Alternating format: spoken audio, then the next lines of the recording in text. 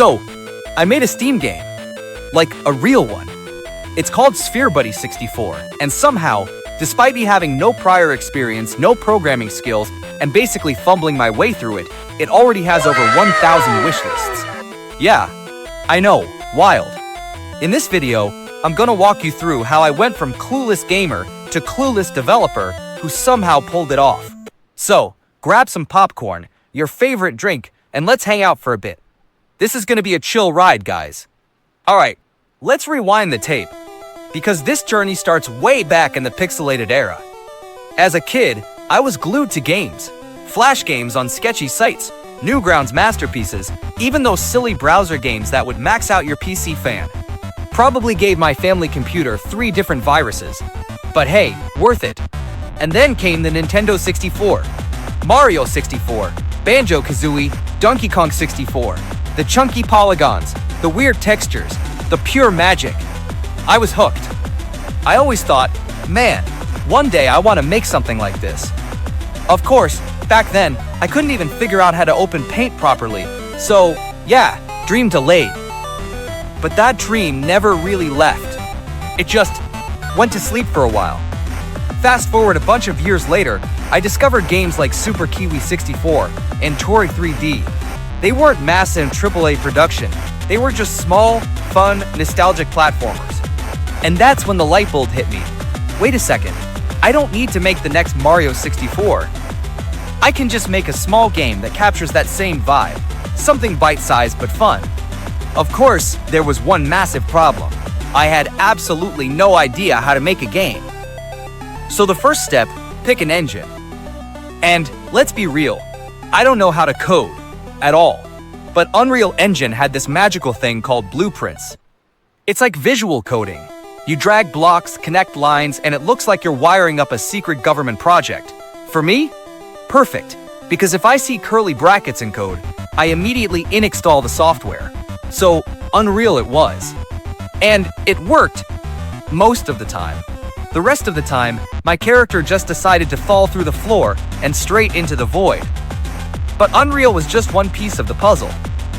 I needed more tools, and more importantly, I needed to actually learn how to use them. This is where the grind began.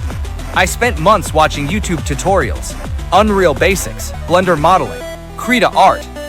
Shout out to every tutorial guy who starts with, "Hey guys, welcome back." You basically raised me. I practiced by making mini-games, a ball rolling around rips, a cube that kinda jumped. One time I made a door that opened. Felt like a god. Blender? My first model was, of course, the donut. Mine looked like a burnt bagel from the depths of hell. But hey, it's tradition. My toolset became Unreal Engine for the game, Blender for 3D modeling, and Krita for drawing textures. All free, because my wallet said, you can suffer. And after fumbling around with donuts and doors, I finally felt ready to take the first big step. Then came the day. My Steam page went live. I still remember the joy. Just seeing Spherebuddie 64 on Steam, next to all the games I grew up playing, it didn't feel real. Of course, I immediately posted it on Twitter and Reddit, like, yo guys, I exist now.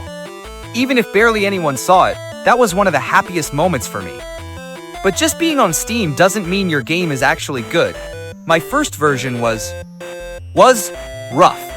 People called it washed out, not N64 enough, kind of soulless.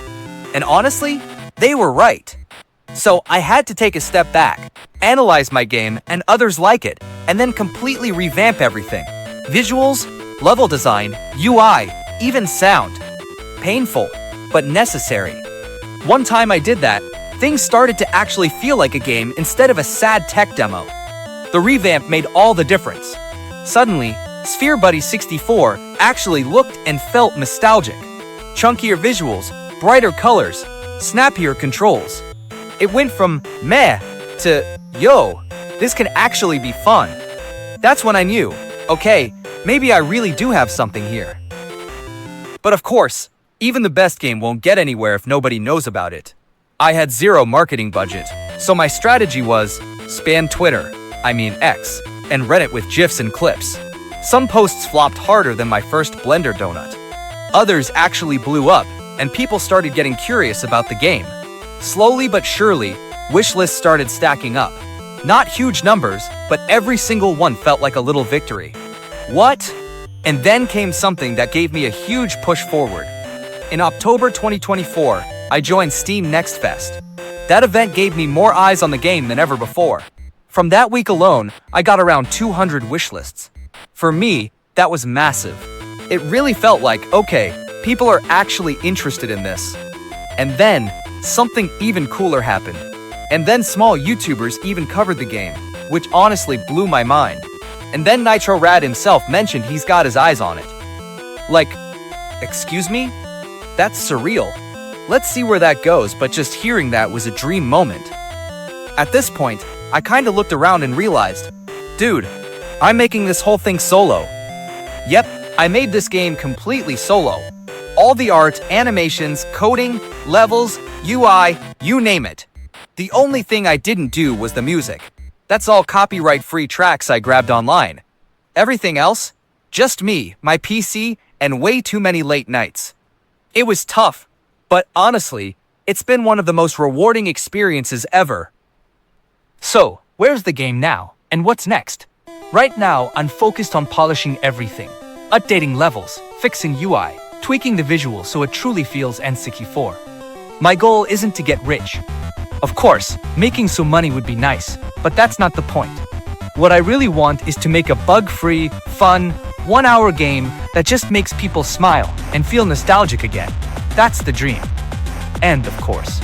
And honestly, if you're still watching this video, I've got one last thing to say. So yeah, that's the story of how I went from zero experience to making my first Steam game and hitting over 1,000 wishlists. If you've ever thought about making a game, seriously, just try. You'll fail, you'll struggle, you'll Google weird stuff at 3 a.m., but you'll learn. And that's the whole point. Thanks for watching. And hey, wishlist Spherebuddie 64 on Steam. I also got a demo up and running on Steam. Links in the description. See you guys soon.